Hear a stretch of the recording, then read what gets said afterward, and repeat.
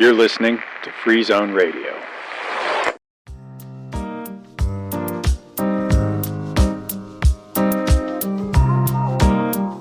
Fathers and sons, baseball and football, dreams chased, dreams denied. These are the struggles that shape August Wilson's play, Fences. From Free Zone Radio, I'm Jason Crockett, and this is Second Stage.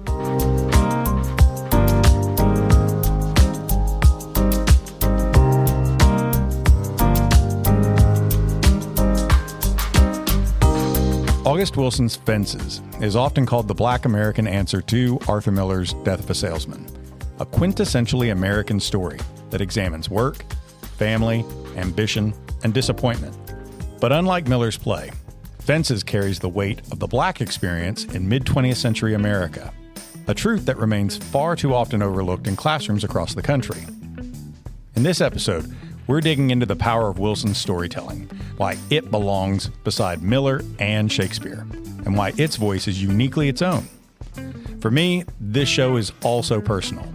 It's an homage to Dr. Kurt Eisen, one of my college professors who layered his literature classes with so many stage plays. He was the one who had me first read Fences, and he left our world far too soon. But because of Dr. Eisen's lessons and plays like this, his legacy lives on. Maybe August Wilson's protagonist would like the thought of that kind of legacy being left behind. Well, today I'm joined by a co-teacher who, full disclosure, has zero stage experience whatsoever. But you know what? He does know baseball, and he's a father, and he always brings plenty of comic relief to his classes. Before we begin, I want him to introduce himself and tell what he brings to the table. Hello, my name is Drew Haston, and I was the Treetops Resort ping pong champion at one point. And my experience with theater is extremely limited because I was a jock. I'm reading these plays because Jason Crockett made me.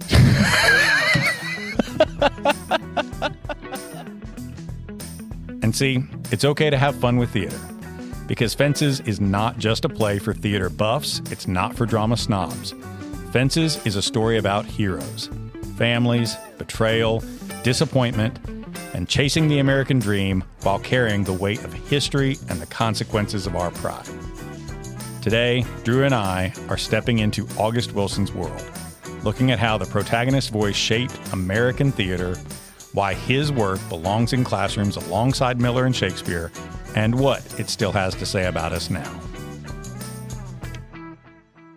This is Second Stage, where we reimagine what performs in the high school classroom, and we think about plays that maybe a lot of people know, maybe a lot of people don't know, but whether they're well known or not, they don't typically get used in a regular high school classroom or even an AP classroom. And I wanted to know why. Like, why don't we do that? Why don't we give it enough credit? What could we do with these things? And this week we're going to talk about which play? Fences. My buddy Drew Haston. Hey. I gave him a copy of Fences. Had you ever read this play before? I had not, no. You had mentioned me to read that a couple times on one of our podcasts we do together, and I had it on my list, and I'm thankful that you got it for me. Are you really? You liked it? Yeah, no, I loved it. Oh, yeah. sick. I'm pretty sure I gave it a 5 stars. Whoa. Yeah. Really? Yeah. So we're going to start out by talking about author background. I have a bit on there about August Wilson. Do you want to read any of it? Do you want to talk about any of it? I just thought it was interesting, the Pittsburgh, Pennsylvania part, because that's where Fences is set. And there was a brief moment where I was trying to figure out where it was at, because Troy talks about living in Mobile, and we've got an African American family. So I was at first under the assumption that we were somewhere in the South or in New York City. Those were the two places I was assuming. But then when who was it? Lyons, I think, came up and asked him if he had caught that the Pirates had won. Yeah. And so I thought that's a random team for you to be cheering for. But now that makes sense. So this is actually not the first play of August Wilson's that I ever knew. I knew the other one, Ma Rainey's Black Bottom. Look at James Earl Jones on there. That is awesome. With the ball bat and everything. Yes. Now, this is kind of off topic, but James Earl Jones, for me, obviously everyone knows with Star Wars, but for me, he as Terrence Mann. Oh, yeah, yeah. And so I just think that's in what famous story? A Field of Dreams. That's right. Yeah, and I just think it's really cool that it's a baseball story here too. It's a double shot of baseball. So That's it's great. like really cool to connect that. Yeah. I found this play. I was given this play when I was in college. A professor that I'm going to reference on this show quite a lot, Dr. Kurt Eisen. He taught my American Lit courses, and he co-taught a class with Mark Creeder from Tennessee Tech about theater. Over and over again, Dr. Eisen used plays in his classes. And Ma Rainey's Black Bottom was the first one that I'd ever gone through. And then I later got to Fences with him. I think also August Wilson, I know that a fact about him that stands out to me all the time is that he was a high school dropout. He dropped out of high school, and then so the homeschoolers are onto something. It made it feel very real this year, because for our listeners in the audience, we in public education are struggling right now, especially here in Tennessee. Mm-hmm. We are battling more and more students who just want to drop out of high school or quote unquote go homeschool. Mm-hmm. And so often going homeschool is code for I'm not going to do anything. Right. I'm going to quit. Yeah. And our state doesn't really support us with that, because they also take public funding and send it to vouchers for private school, which also doesn't. Anyway, that's a long story. And here, August Wilson is a celebrated American playwright who did the same thing. He dropped out of high school, but he did not just sit around and do nothing. Right. He famously would go to the library, and he was an autodidact. He taught himself and went through plays and poetry. And I think he first, like another celebrated writer that you and I have talked about a lot, he would have first classified himself as a poet. But he won Pulitzer Prizes. He has, become as famous as Arthur Miller, Eugene O'Neill, other American playwrights. August Wilson is a heavy hitter for American writing, and we never talk about him in the classrooms. So today's episode, we're going to do that. I had jotted down on here that his play, if you're teaching classes about dreams, if you're teaching classes about the limitations of what we do in our lives, if your literature for the week is about family or responsibility or pride and, trying to wrestle with your own identity, this play fits into any kind of curriculum about that. On your show, you always make me do the summary, but on my show, I make you. Oh, no. I make you do the summary. Okay. Fences is set obviously in Pittsburgh. Troy Maxson is a dad. He's married to Rose, and they share a son together named Corey. But also Troy has another son from a previous marriage named Lyons, which at first you don't really think much of, but that really comes into play towards the end of the play. Forgive the pun. Mm-hmm. Troy he has a friend. I kept saying Bono. Yeah. Is that it? Okay. I hear Bono and I hear Bono. I hear both of them. Okay. I was afraid that my U2 I was like so the Bono in my head wore sunglasses and had an Irish accent. No, Troy, a lot of the play is set really in Troy's backyard, front yard type thing, with him conversating with Bono, and they talk a lot about parenting, being husbands, their work. I think that's what a lot of this centers around is it's kind of like what is a real man? Yeah. Because Troy has his idea of what he wants his children to be like, and Corey, his youngest son, kind of has a life trajectory that is similar to Troy's, but not that's about the only thing that's the same between the two, I feel like. But anyways, Troy is trying to navigate life, I think, as a troubled man. And he's got a good wife, and he's very hard-nosed. That was a bad summary, but... No, that was good. Yeah. It also reminds me, which I don't guess we're skipping ahead, but you talk about Corey and Troy being so hard-nosed.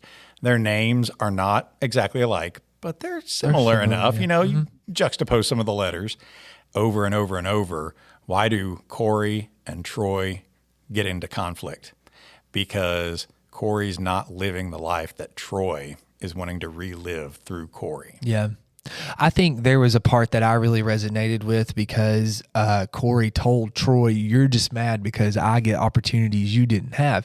Because Troy was a Negro League baseball player, and if you're a baseball fan, you've kept up with all that. You know that they were not treated fairly and they didn't give their opportunities. And that's a common theme through this story set through that story because Troy's like, I could have played with anybody.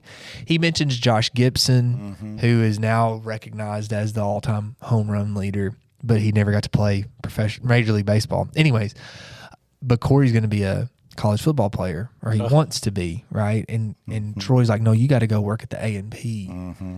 Corey says that to him. He's like, you're just mad because I get an advantage that you didn't get to have. And it reminded me of a conversation I had with someone about student loan forgiveness. Oh, yeah. And their comment to me was, I had to pay for mine. You have to pay for yours too. And to me, that's kind of like one of our friends that subs for us. She's going through her teaching certification and she doesn't have to take Ed TPA. And thank goodness. Right. Because that was awful. That was like the worst thing I've ever had to do. And that would be like me saying, no, that's not fair. I had to go through Ed TPA, so you have to go through Ed TPA also, you know? Yeah.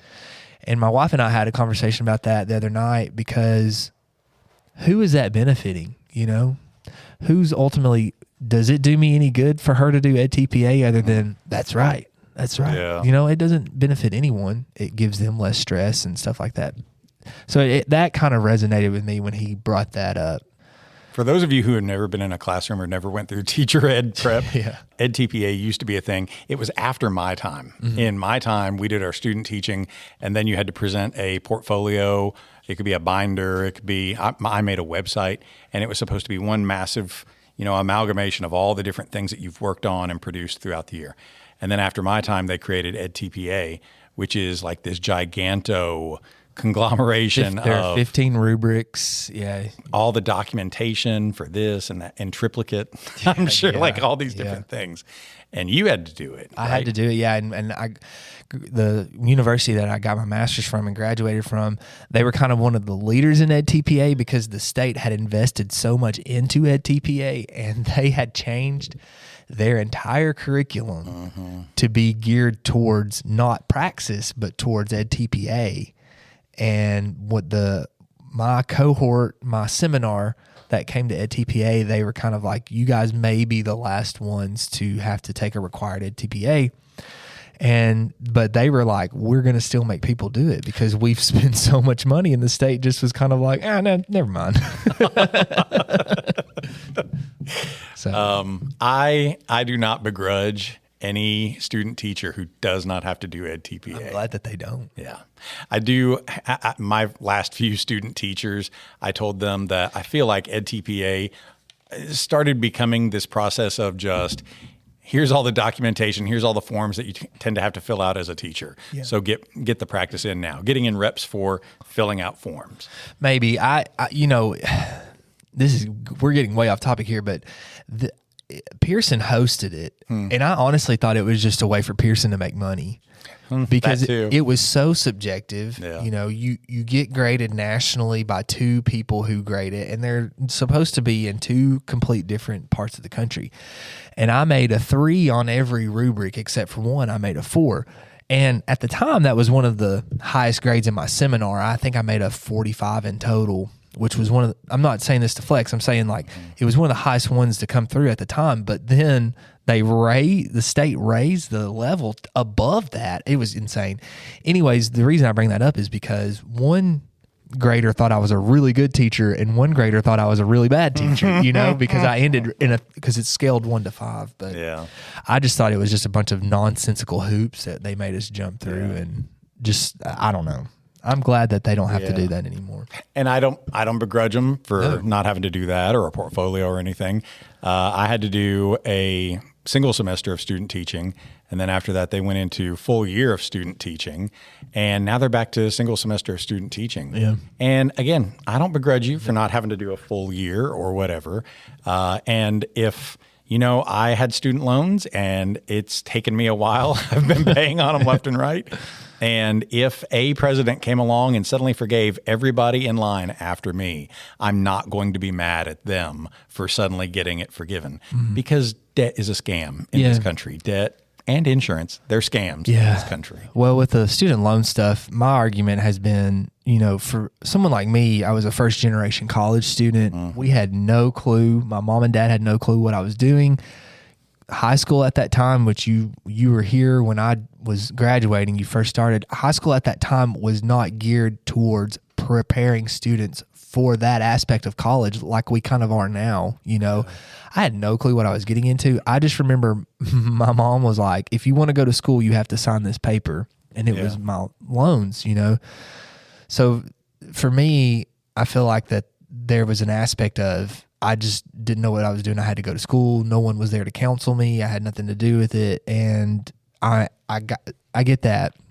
I feel like that part of that is you got 18-year-old kids. I know that they're considered adults, but that's like, it's like, okay, you're out of high school and immediately you have to make this huge decision. My graduate loans, I don't care to pay those back. I, as a grown adult, have opted to do that. Do you know what I'm saying? So, I don't know. I understand on one hand, people say you've got to pay your debts. But on the other hand, I think, like you said, sometimes we're taking advantage of the situation, you know? Yeah, but if you took a loan out for $5,000 and at X interest percent, you know, you're supposed to be able to pay it back in 10 years. And you've been paying, and you've paid back, you know, $7,000 or whatever. And it's been 15 years. Why am I still paying on this loan? It's not that I begrudge paying back my loan. I've paid back my loan and some. I begrudge the whole predatory whatever. Right, but. Yeah.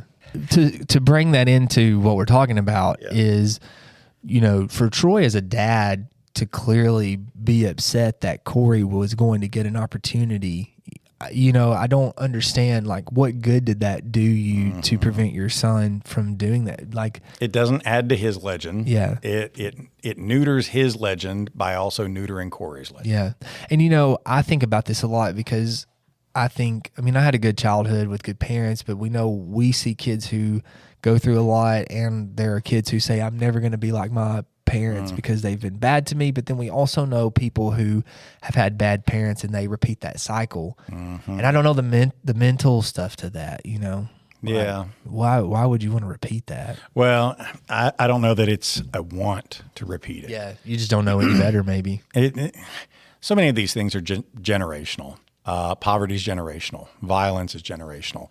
And when you're raised with it, you sometimes just inherit it and you perpetuate it without even thinking about it until one day sometimes you're kind of struck by it of, oh my gosh, I'm doing the same thing that so-and-so did. And those cycles never break until you make a conscious effort, I think, to break. Yeah.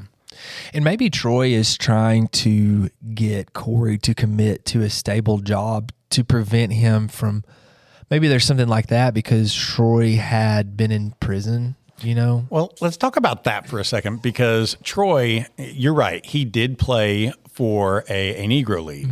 And then his big beef with the situation is that he aged out before they were integrated, and he could have played in the major leagues, but he aged out. The only reason he aged out is because Troy was in prison for 15 years. Right. And now he works as a garbage collector. And the play's beginning with him complaining about the boss man and no, Bono, I'm going to be a driver and everything. I'm going to have to work for this white guy and all of that. He is still in pursuit of this legendary aspect of himself. But he's so quick to blame others. Nah, I aged out. Nah, they've got it rigged against me. It's this. Well, even when he comes out that he's having an affair, he was not apologetic towards that. No. He was just kind of like, a man's got to do what a man's got to do, you know? I'm glad you said that because that was one thing that I had thought about when we were talking about doing this that I wanted to talk about was Troy essentially got everything he wanted and yet he had nothing, you know, because he wanted to be the trash driver. He got the trash driver job. He didn't want Corey to go play football. Corey didn't go play football. Bono kept telling him, I've seen you talking to that girl. You better not be talking to that girl. And he got that girl, right? She, I don't know if I'm giving away too much. She dies in childbirth. So he has their illegitimate child and he wants his wife to help him raise it. And she essentially says, I'll raise the child, right? But she's done with you. Right, yeah. So he gets everything, but when he dies, he has nothing, you know? So that was kind of a lesson that I took from that also. Which probably puts this in the realm of Greek tragedy then. Yeah. There's a line that I stole from the West Wing where a guy faces a similar situation and he just kind of ruminates, says, when the gods wish to punish us, they grant our requests. They grant our wishes. They answer our prayers. Yeah. So Troy did get what he wanted, but it's not what he really wanted. And it ultimately led to an effete kind of legacy. Yeah. And I guess on some point I can feel for Troy, because I think that, thinking of myself, how can I relate to that character? I think as men, sometimes we get in these cycles where we feel like we're static or our lives are not moving, you know? And I think that Troy was real bitter towards that. You know, like you said, I've been in prison for 15 years. I didn't get the chance to fulfill my dream. I'm stuck here picking up other people's trash, and you can get real upset about that, to where, yeah, I want, but then you kind of miss the point of everything. Yeah. He's such a big personality that his job, his single wife, his house, his family feels too small, like a too small jacket. And so he's got to have that extra woman on the side. He's got to have that legend. He's got to be all of that. It's like he's fenced in. How about that? I wonder if that matters. I wonder. You mentioned how so much of this play occurs like in the backyard or on the porch. I think the whole play does. The whole play. Yeah. I mean, it's 1950s America when there aren't televisions in every hand and there aren't internet, you know, there's no cell phones or any of that. So all of the drama unfolds off your front porch in your neighborhood, right there with these people that matter a lot to you. And if Troy could have just opened his eyes and looked around and seen how much he's admired by Corey, who really does, like, he hates you sometimes when you yell at him, but he really does want you to like him. Oh, he says that. He literally says that. How much Rose adores you, and you know she knows his faults. Lyons comes around. I mean, yeah, he comes around for money, but he also comes around for you. Yeah. Bono, everybody. Yeah. Lyons also pays him back. Like, yeah. He says, I'll pay you back, and he does, you know, so. He is so adored and respected, and he can't be comfortable with that. So he is, in a way, very wealthy, but he just can't. Yeah. He can't see that. It's a play about fathers and sons. It's a play about baseball. It's a play about legacy. It's a play about all of that. A lot of times people compare it to Death of a Salesman, Arthur Miller. And I guess in some ways that's pretty fair. I feel like I've made that comparison in class. But Willie Loman's story is about a white man who lives in a society where he doesn't have certain disadvantages already handed to him. And he makes plenty of problems for himself. But Troy does, in ways, have disadvantages. He's just surrounded by so many people that do adore him. And I don't know, he makes more trouble for himself than he should have. Yeah. Which right now is making me be really introspective while we're talking about this, you know, because I think it's easy for us as men to do that, you know. My wife sent me a video today of this old man, and he goes, I have 3 daughters. And he was like, my dog is a female, my wife is a woman. He goes, even all my plants are feminine. He goes, you don't win in this life, you know?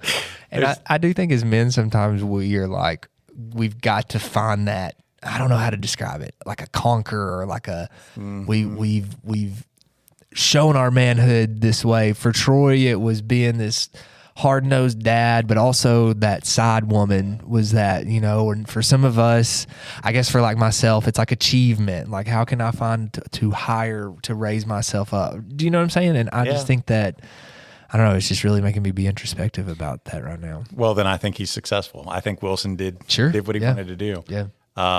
As a boy, you grow up, you may or may not compare yourself to your dad, but one day when you're a grown man, you will compare yourself to your dad. And I think a lot of times we tell ourselves, I'm going to do this better than my parents did. Whether you truly have a perspective or an appreciation for what your parents were doing when you were little. And I don't know, you think about your relationship with your dad and what your relationship with your son or your daughter is going to be. Wilson's play is absolutely about that, and we should think about those things. I put their names at the bottom of the page because every time I teach it in a classroom, or any of these things, I always encourage kids to look at names. we always forget to think about the title of a poem when you're analyzing the poem, but that's the name. And names do matter, or else Johnny Cash wouldn't have written a song about a boy named Sue. That names do matter. Yeah. When you're looking at any of their names, what would you have taught about any of their names, or what would you have encouraged kids to consider about any of their names?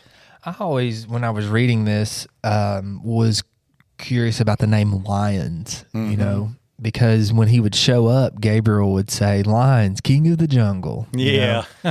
And I was just wondering if we were supposed to be drawn to him maybe being the true patriarch, even though he was absent. But, Lions is kind of more on the path of Troy, I think, because you don't really know what he's doing, what he's up to. And he kind of comes off as, I might be up to something. Yeah. I need some money because I might be up to, I'll bring you your money next week, And then at the end of the play, he's lost his wife also, And so I don't know if maybe the name Lions is like, he's also mimicking the head of this household. I don't know. That's a good idea. Yeah. I thought it was interesting you pulled out like Troy and Corey are not the same name. They don't rhyme, but they almost have the same letters. Right. Yeah. Every time I teach Beowulf, I don't remember where this was that I picked it up, but I was taught that Danish or Anglo-Saxon fathers back then would have named their sons with a similar-ish kind of name because it's like a legacy being handed down.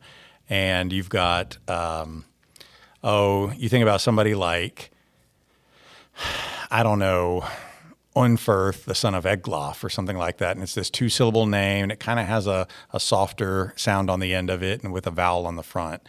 And every time you teach Beowulf, you think, well, here's Beowulf, and his father's name is Edgethou. And he asserts that, and it's like, why does that matter? Well, because Edgethou's name was known by everybody. He was a legendary warrior. And in their context, if I hear Edgethou is the father of Beowulf, there's going to be some sort of bell going off in my head that, wait. Your name doesn't sound anything like your father's. But also Beowulf is bear and wolf. That would be like if I took, my kid to kindergarten and I said, "Hi, I'm Jason. This is my son, Man Bear Pig." And like, what are we assuming about, oh God, we got this kid named Man Bear Pig running around now. So here you have Troy and you have Corey. And I know he conflicts with Lions too, but he really is trying to live out his dreams through Corey. He's trying to live them out, but he's also trying to suppress them at the same time. That relationship's really complicated because, like I've been saying, it's like he wants Corey to be different than him, but at the same time be the exact same. Yeah. Because he wants to, again, keep him, he won't sign that waiver that he can go live on his own, which I thought that was bizarre. Right. But to reference another play, Claudius kind of does the same thing with Hamlet when Laertes asks, "Can I go back to college?" Claudius makes a big deal and he's like, "Well, did you ask your father?" And, "Oh, well, everybody loves you. You're Joe College. Go on. Oh, we love you so much." And he pivots to Hamlet and he's like, "Oh, this kid, Hamlet."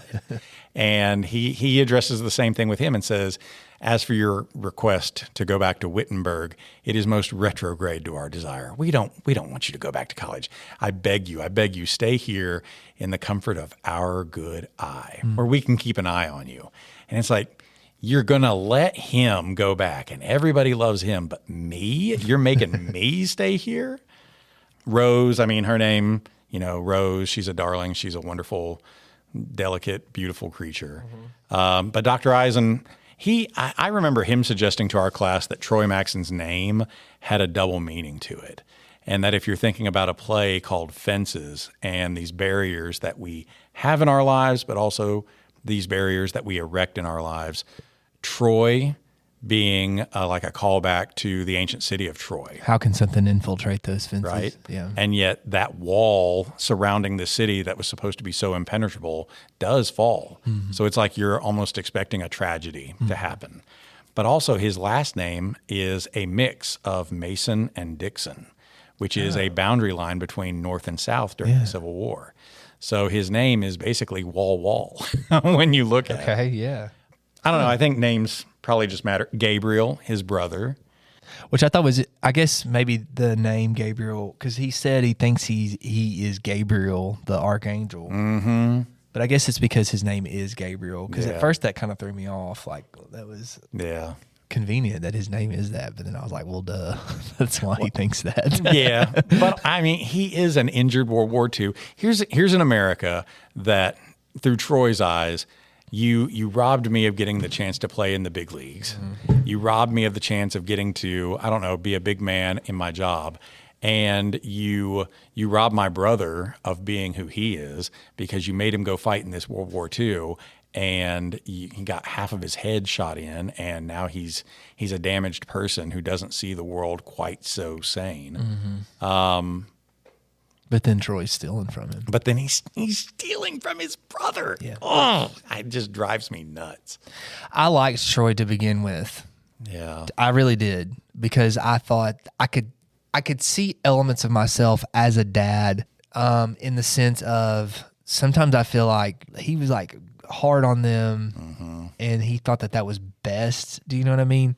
I think he was trying to toughen them up for the world. Yeah. That's what I'm trying to say. Yeah. I think Troy was really, at the beginning, I thought he was trying to toughen his kids up for the world, because I still thought he's going to let Corey go to play football. Yeah. But no, he turned out to be like the worst person ever. So yeah. And then Bono, I don't know that there's any meaning to Bono's name. I don't know. I have a Bono story though. Which Bono? This Bono or the Bono? The YouTube. I don't know how true this may be. Completely apocryphal, but I thought this was like a personal story. No. One time I met him. Now, I hear that there was a concert and that he stood on stage and just clapped, and then clapped again, and the audience is just kind of quietening down and waiting. And he says, every time I clap my hands, a child in Africa is dying of starvation. And some voice in the crowd cried out, "Quit clapping!"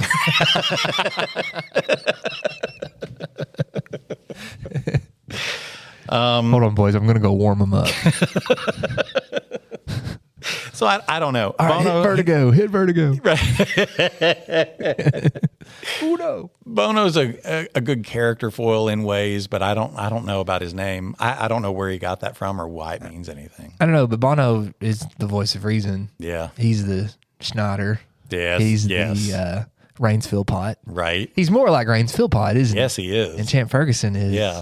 Who's supposed to be a Jiminy Cricket? August Wilson. Yeah. He's supposed to be your conscience. Mm-hmm. So in the scope of this show, one of the things I wanted to talk about is why do you think it's rare that we ever find this in the high school classrooms, either gen ed or an AP class?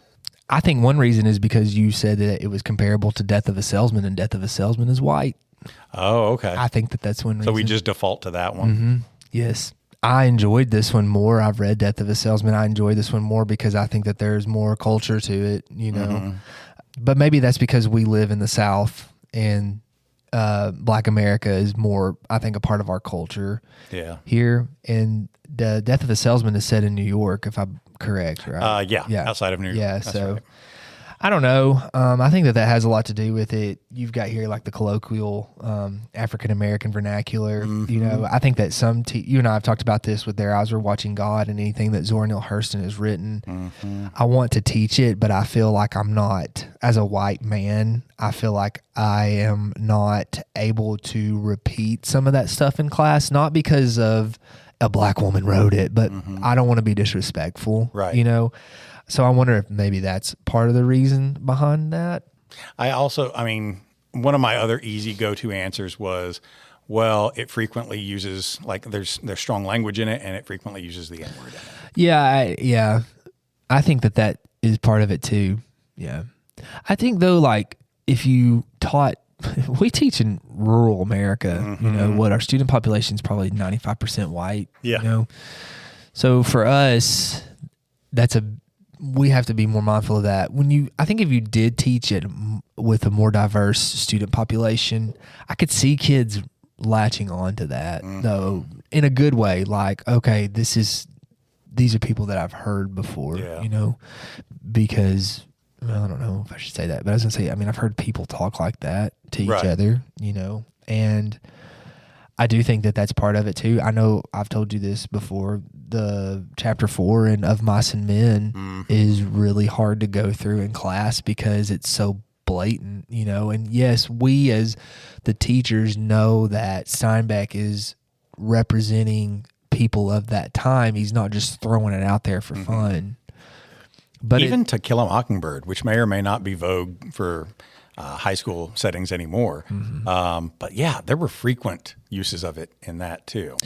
I think one thing that's different in this, though, and some of the other things that we've read is I think that some authors bring attention to that in a almost like a non-funny satirical way, as saying, look at you. Do you know what I'm saying? Like, look at us. Look at how we sound right here. Does that sound like someone that we want to be? Where he's, I think, just that's part of the culture. Yeah. You know? I was thinking about this too the other day, honestly, because we talked about Haston, and I was talking to some of your AP kids about the dialogue and the diction and things like that. And I was thinking again about how we talk about in Fleming's books, he has black people in it that talk like that, you know.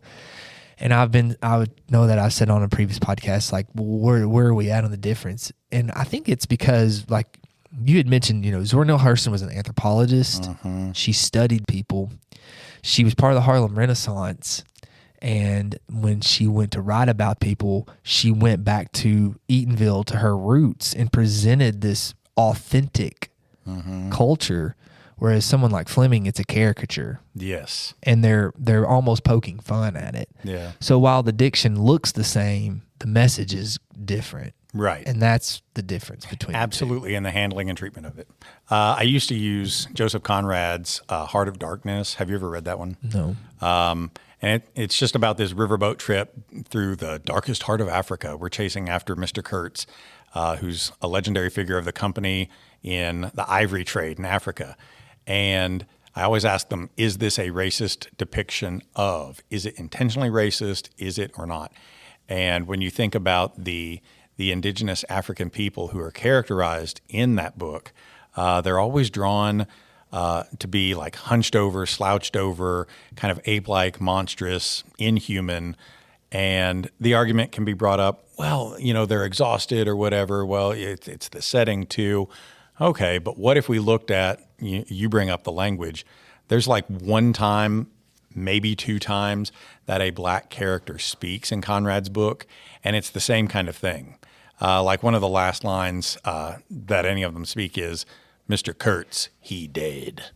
And it's like so reductive. Yeah. And it's like, you're telling me that's what the only black person is going to sound like or say.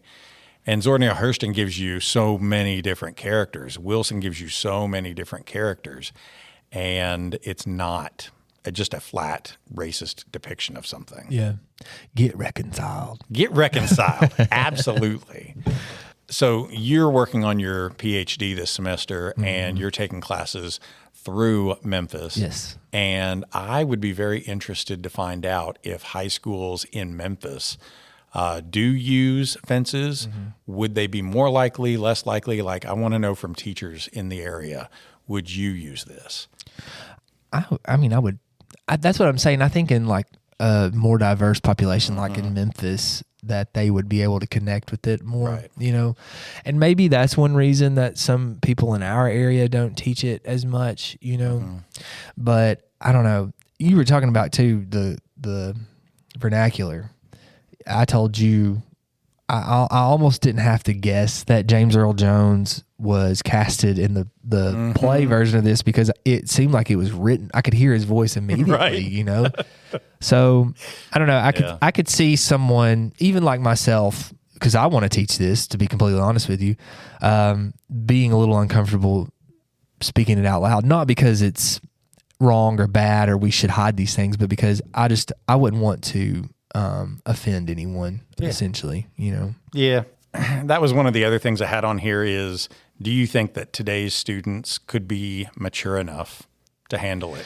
I'm getting to the point to where I think we've got to say it doesn't matter. We have to introduce this to you. I'm getting to that point in our classrooms because of the society that's being created around us. I think that this is not liberal indoctrination, but we're seeing certain types of people be pushed out. Yes. And their stories are important.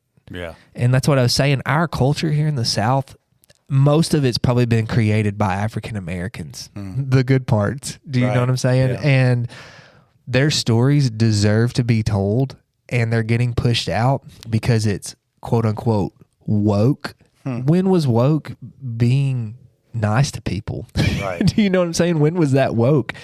And so I'm getting to the point now where it doesn't matter if they're mature enough. They're going to have to hear it because we're going to aid in that suppression. And that's going to sound really liberal for your listeners. But. Well, for certain teachers in this building, there are certain teachers in our building who say the entire English department is socialist because we like to talk about, having empathy for other people and reading from a diverse, category of voices, helping the poor, stuff like that. We also, one of the things that I had on here was thinking about just our time, our window of time. You have one semester on a block schedule. So really you have 18 weeks to be able to do, whatever you want to do. In an AP classroom, I want to do so many texts with them. I know this year you've got Aubrey who wants to do Indian Killer. And we also want to do Macbeth, but I also want to do this book, and I also want to do this, and I also want to do that. You have 18 weeks. And we started school on the 1st of August, and we're already 4 weeks, into the year, which means I have 14 weeks left. One of those is Thanksgiving, so that's 2 days. You're not counting that, but homecoming. You're getting shortchanged on so much time. There's really not a big window.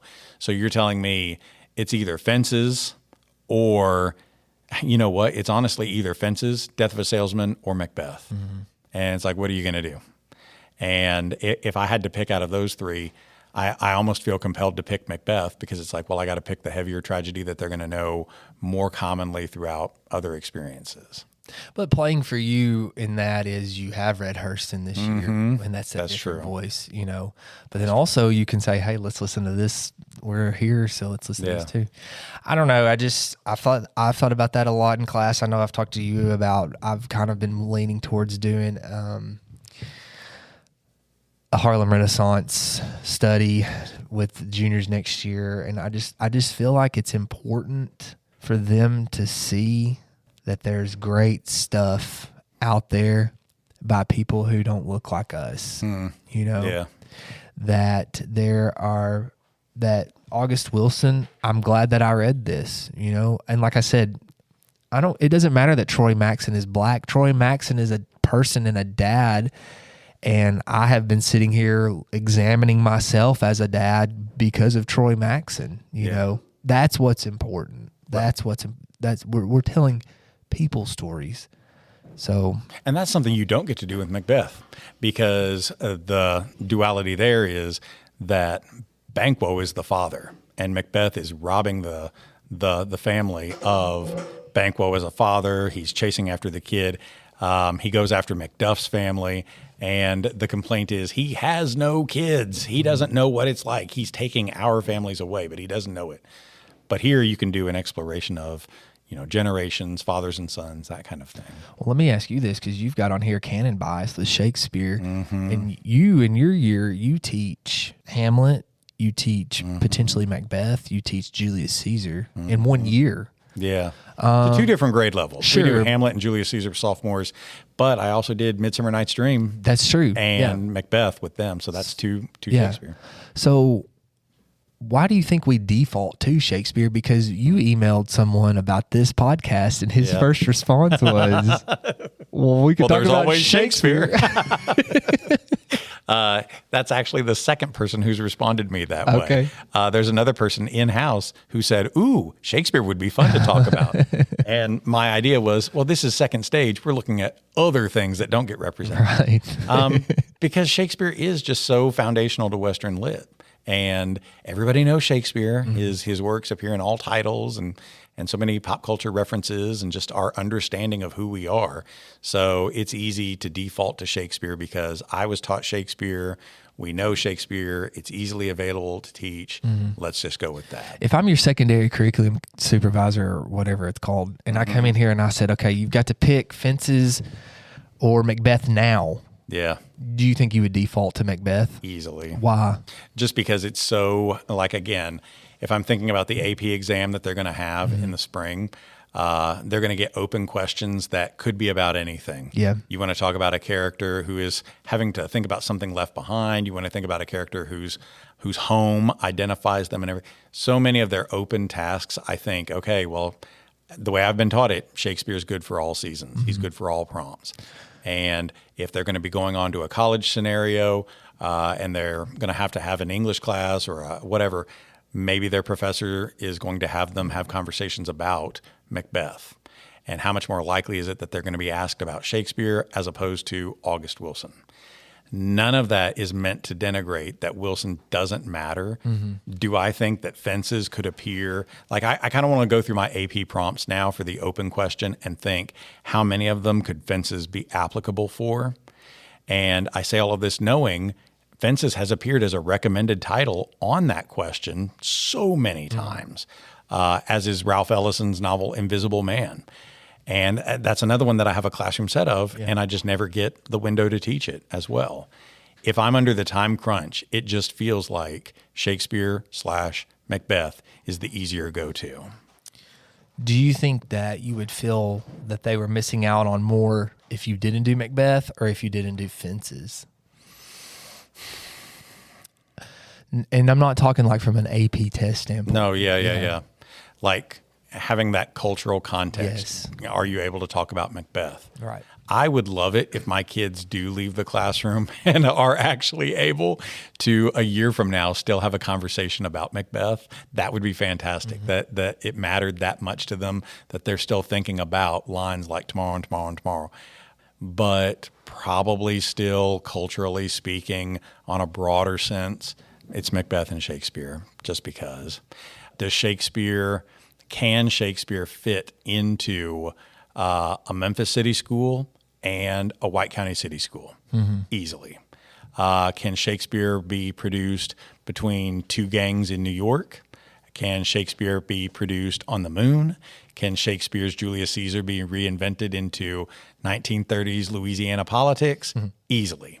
What about translating Fences into an 1800s Connecticut city? Does it translate as well? Setting, social context, they matter. Wilson's setting, I don't know, it just seems like it doesn't translate as easily.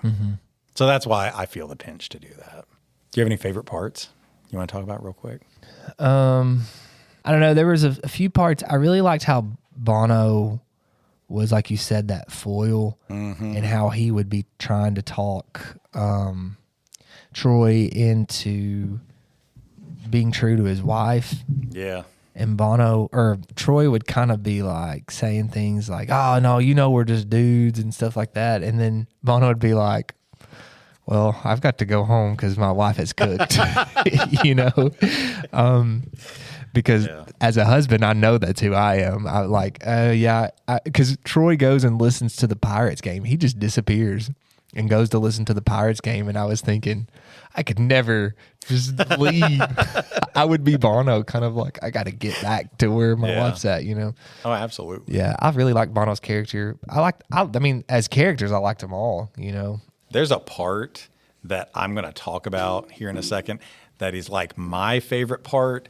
But one of the structural choices, like we talk about how plays are written differently by different people.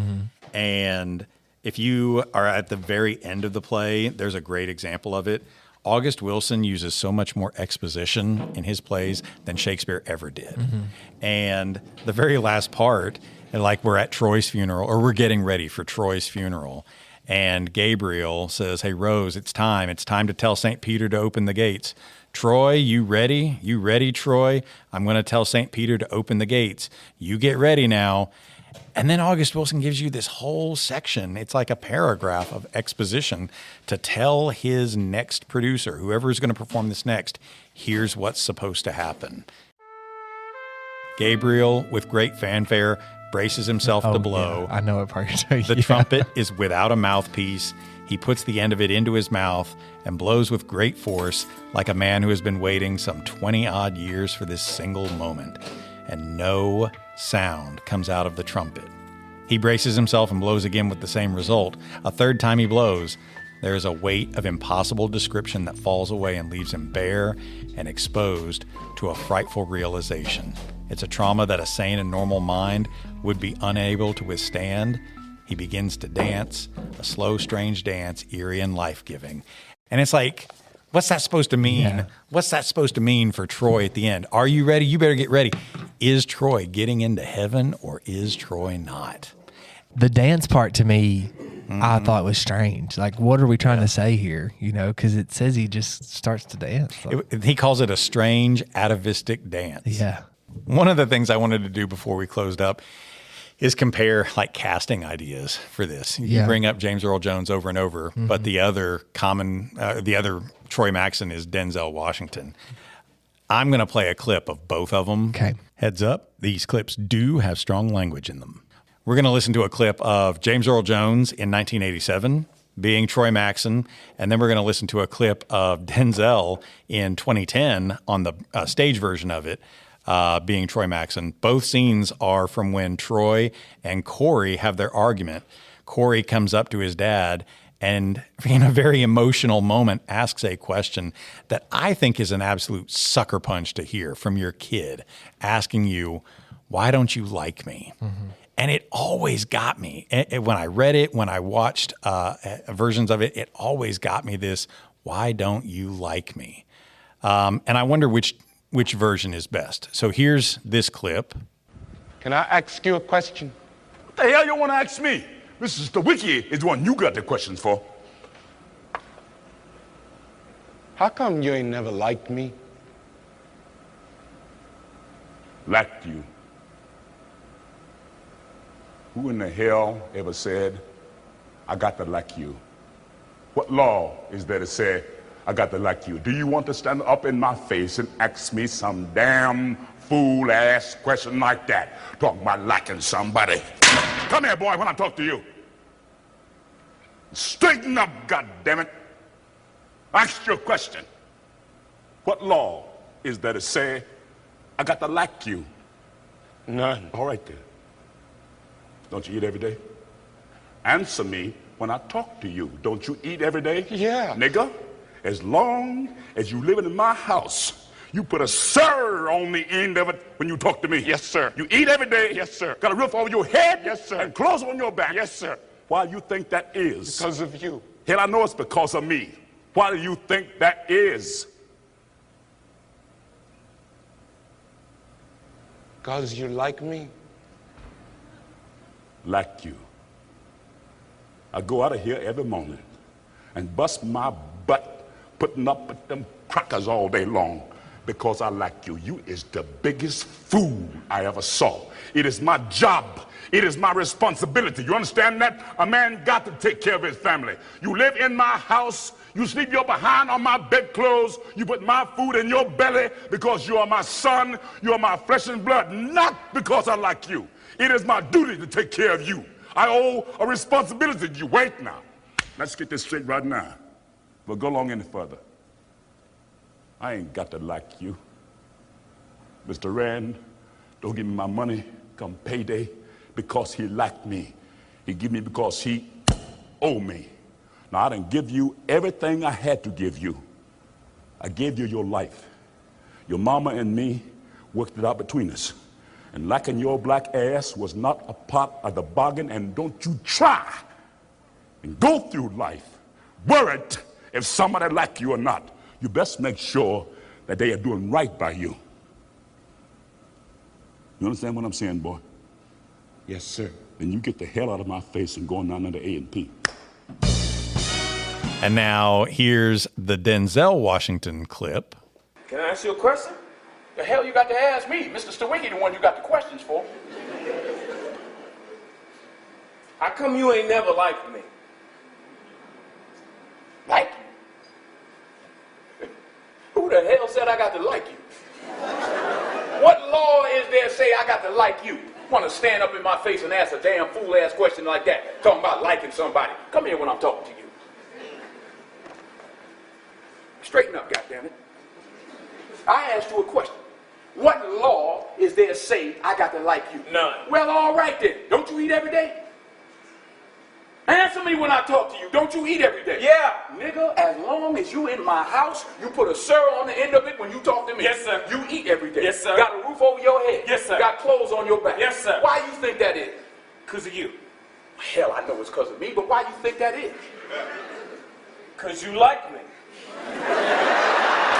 Like, I go out of here every morning, bust my butt, putting up with them crackers every day because I like you. You about the biggest fool I ever saw. It's my job. It's my responsibility. You understand that? A man supposed to take care of his family. You live in my house, sleep your behind on my bedclothes, fill your belly with my food because you my son. You my flesh and blood. Not because I like you. Because it's my duty to take care of you. I owe a responsibility to you. Let's get this straight right here before I get along any further. I ain't got to like you. Mr. Rand don't give me my money come payday because he like me. He give it to me because he owe me. I don't give you everything I got to give you. I give you your life. Me and your mama worked that out between us, and liking your black ass wasn't part of the bargain. Now don't you try and go through life worrying about whether somebody like you or not. You best be making sure they doing right by you. You understand what I'm saying? Yes, sir. Then get the hell out of my face and get on down there. Have you seen the Denzel stage version of it? His stage version? Oh, no. So in 2010, they did a stage version of it, and then they made the movie version based on that. The stage version, it does not hit the same way that the James Earl Jones one does for me, because that one's like so serious with Corey, like kind of choking up, and he gets so angry at him. He's like, "Don't worry whether I like you or not." When the Denzel one plays, the audience is laughing because Denzel sounds like he's exhausted. Wow. It's like he's just this aggravated dad who's like, "Boy, why are you asking me whether I like you or not? I need you to focus right now." And so it just plays in two completely different ways. Isn't that interesting how, as far as acting goes, you know, you can, the delivery is everything, because I might take it another way. It depends on that whole thing. If you're casting Troy Maxon and you're looking for, like, what are you looking for in a Troy Maxon? Okay. When I was in high school, we had media guides for baseball, and they asked me who I wanted to play me in a movie. And I picked Denzel Washington. What? Yes. Because I think he is so good. But also, James Earl Jones is so good. I mean, we're talking like two of all-time greats, you know. They both won awards. And rightfully so. James Earl Jones won the Tony Award in '87 for Best Actor because of Troy Maxon. And Denzel and Viola Davis both won, or they were both nominated for Academy Awards because of this play. And she actually won Best Supporting Actress. Yeah. I feel like August Wilson wrote Troy's character with James Earl Jones in mind. So if I'm casting it from a play standpoint and James Earl Jones is available, I hate to say this because I love Denzel Washington, but that's probably who I'm going to go with. Yeah. Because like I said, I think that this was geared towards him. What do you want out of his voice, or what do you want out of his acting? Is it the aggravation? Yeah. Is it the gravitas, the deep? I think that's it, yeah, because James Earl Jones has that. His voice, if James Earl Jones yelled at me, I would be terrified. Yeah. You know? Oh, yeah. Not only is it because it is Darth Vader, but he just has that presence. Yeah. He's so well spoken that would intimidate me, you know? And I think from a casting standpoint, he would bring that presence to it. But Denzel, I mean, he has the same presence, not he's not as like Denzel Washington to me is not as overbearing as James Earl Jones seems, and I think at the root of Troy's character, that's what he is he's overbearing. What about you?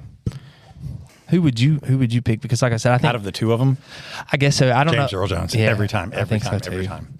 I feel guilty not picking Denzel, but I think Denzel does an amazing job with it. But I find myself starved for wanting a full film recording of the 87 Broadway performance. which I can't believe they don't have that. I know.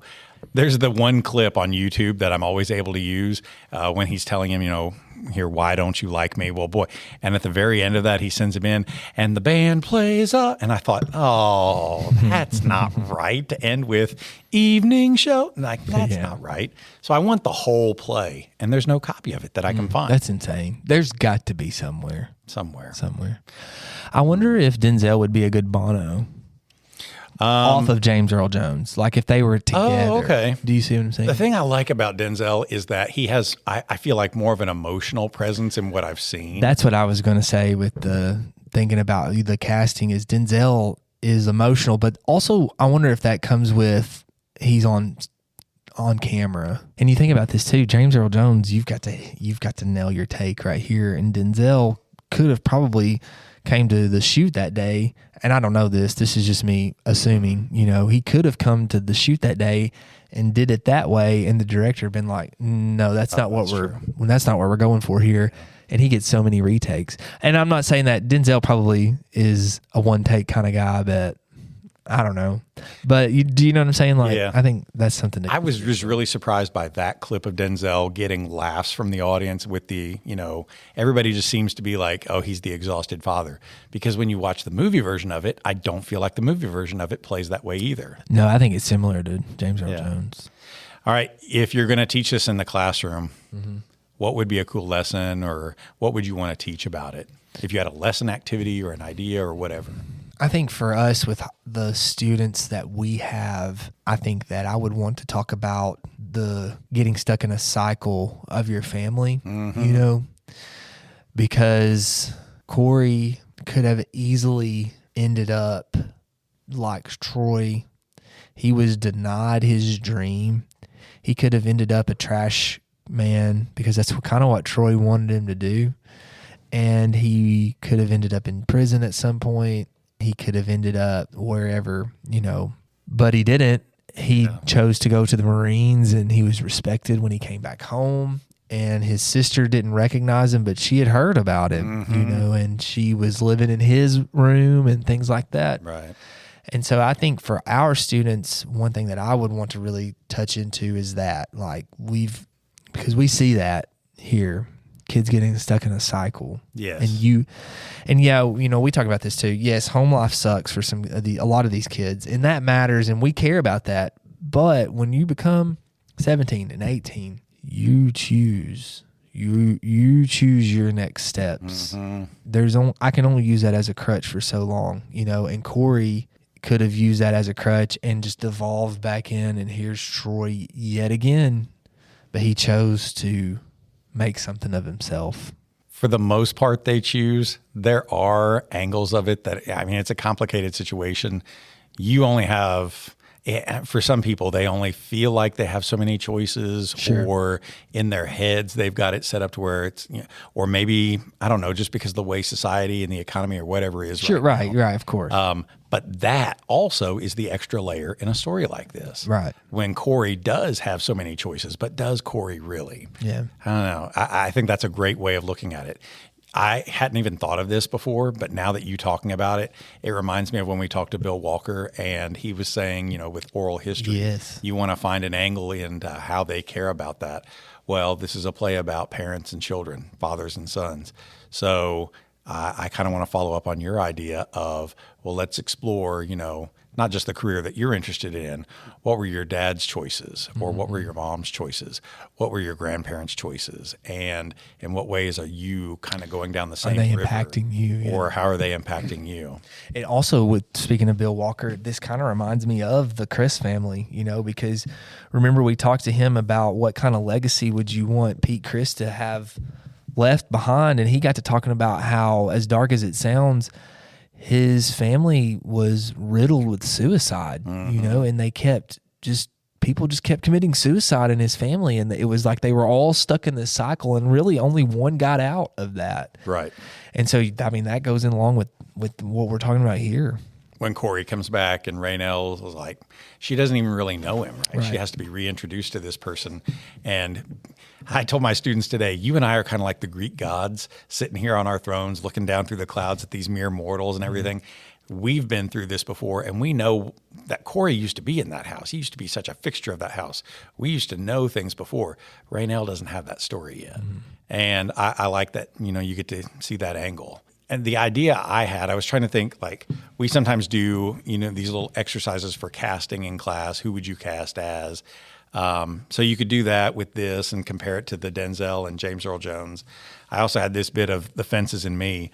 When I first started teaching Beowulf back in 2007, one of the projects I had was trying to get my students to see, how are you not so different from Beowulf?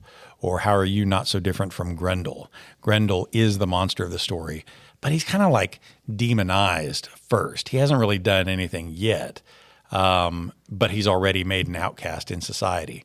And a lot of times you have students who feel that way. So I gave them this scaffolded poem. And if I were doing this again with fences, I would totally do this, where it's called The Fences in Me. You start to think, what kind of fences exist in life? You've got your social barriers, you've got your emotional barriers, your psychological, you bring up generational barriers. You think about how walls can be good, how walls can be bad. And then after we've brainstormed about all of that, I would have them do a fill-in-the-blank kind of poem called The Fences in Me, where every single line, you could do, 7 lines, 10 lines, however much, and you could fill them all in with an angle. And it all starts with, I am the fence that blank. And the next line, I am the fence that blank. But one blank could be, I am the fence that, and it describes what it is that you keep out of your life, out of your family, out of your relationship, out of whatever. And the next one is, I am the fence that describes what you keep in. You think about the chain link fence that goes around Troy's yard. Well, what are we keeping out? What are we keeping in? The next one was, I am the fence that protects what or who or why. I'm the fence that blocks, or I'm the fence that connects. I'm the fence that holds back, or I'm the fence that opens for. And you think about all the aspects of what a wall or a fence does. And then I would have them go through and construct a self-made poem like that. And afterwards, they have to pick a character from Fences, either Troy or Rose. Who are you going to compare yourself to? And then you have to do the same thing with them. You just can't fill in with like a one-word answer. I am the fence that keeps out. No, you're not going to cop out. You got to actually go through and describe. When we did this with Beowulf, I really liked it. It was like for the first 3 years, we would make posters out of it and do it on the back wall. And Miss Crouch came in to evaluate me, and she liked it, so that made me feel good about it. Heck yeah. And I would want to do the same sort of thing. We could hang them up on the lockers in the hallway, since our students never use lockers anymore. Or if you have wall space on your classroom. But the thing I loved about it was how willing kids were to tell you stuff that maybe they wouldn't, in front of a group or in front of a class or whatever, or maybe they would. When I had them do the Beowulf in Me poems, there were kids who would readily tell you about, the fears that they have or the struggles they have going on in their house. So if I could get them to talk about fences in society, between them and the next kid, between, you and your dad, whatever it is, that would be my goal with that. I think I like this because, we, especially lately, have been hearing a lot about data, scores. How can you make things different with your curriculum? And I think with stuff like that, with literature, the real stuff gets buried, I think that, they need to be able to dissect the theme, of course. They've got to find these characters and things like that. But to me, the point of literature is, am I able to sit here and contemplate myself, my surroundings, those around me. That's the point of literature. And that's what you're doing here, right? Yeah. And I think that just gets buried, because if I am reading something worthwhile, an elevated text or an HQIM, then I am able to connect with the character. I'm sorry, I'm probably getting off on a rant. I'm not connecting with the standard. I'm connecting with something that's real. Yeah. Do you know what I'm saying? That's going to be there when we take the time to read stuff like Fences. Yeah. Because we can if I as a teacher am connecting with that, I am going to be able to connect my students to that. Right. Maybe not the way that I am connected to that, but you're also not trying to spoon feed them right. what and, you think about it. and that's one reason, like, I'm really excited that you're letting me teach Landbreakers next year or next semester, because you and I both are connected to that. Everyone that I have asked to read that has gotten connected to that, and I'm excited about that, because that's where the literature magic, that's where the magic happens. I don't know how to say it, but it's 100%. we're connecting here. This is real life stuff, Yeah. and that's where it's happening at. You had asked me before, like, would I have to pick Macbeth or Fences or whatever? It goes back to that point. Nobody cares that you read Macbeth in high school. Like, once you graduate, it's not on any form you fill out. It's not on any job requirement.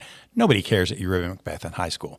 The only person that should care is you, because it's what do you draw out of a study of Macbeth? Why do we continue to watch this play, perform this play, whatever? What do I, a white guy in Tennessee who's 46, who's never played baseball at any level before, what do I see in Troy Maxson that matters over and over again? And we're supposed to be able to see commonality. We're supposed to look through a lens and ask questions about stuff. And this is going to angerify some social studies teachers in my building, but we live in a society where we want to build a wall. And you talk about, we want to get rid of all of these diversities between us. But I feel like we are more and more and more attacking these barriers, or erecting this barrier between us and them in that very pejorative, combative sense. Well, here's a play about fences. Here's a play about barriers between loved ones, between neighbors, whatever. If we're going to compare it to Arthur Miller, we're also going to compare it to Robert Frost's Mending Wall, where if I were going to build a wall, I would want to ask, what am I walling in, or what am I walling out? And here, my neighbor and I are going to go through and repair this wall, and all I'm going to be able to say is, good fences make good neighbors. Not because we put barriers up between ourselves, but because we're exploring, these issues, and is it really best when I can't talk to you, I can't have a conversation with you? Do good fences really make good neighbors? It's in that conversation. It's in that exploration. I mean, you could even pull in things like the Reagan speech about tearing down the Berlin Wall. Tear down this wall. And then you could probably talk about the DMZ. I read an article the other day about a guy who had defected from North Korea to South Korea, and he had fought in the army in North Korea, and he wanted to go back home. He was about to die, and he was like, I want to go back home. Yeah. And I thought that was really interesting. Yeah. And you could bring something like that into this too. Selfish part of me also wants to bring in Pink Floyd's Another Brick in the Wall. Oh yeah, always. Because again, And that's when you pass out LSD to your students. I'm just kidding. that's what the social studies teachers are That's what telling they them we're think's going doing on down here. Homeschoolers and all that. That's what they think we're doing. We've got the acid drops in our desks. We save those for ourselves, though. It's what gets us through this. Well, thank you for being on this inaugural episode. Wow, of Second the first? Stage. The very first. Thank you. The very first is you. It was an honor. But you have inducted me into this world, and Welcome. Dr. Eisen inducted me into reading plays like this. So it's generational in that way too. And you know what I liked about this? I was able to read this in a day and a half. Heck yes. I love that. Plays are short. Yeah, They're supposed to be. because now the next time I go to McKay's, I was gonna. I thought I was gonna go the other day, and I was gonna text you and say, "Where's this? Where are the plays at?" Yeah. But where are the plays at? where the plays? Where are you plays at? Where are you plays at? Y'all read that play Fences? Find me one like that. I have no good idea of how to close out these episodes. I have no idea. The fences and me, the fences and you. Good God.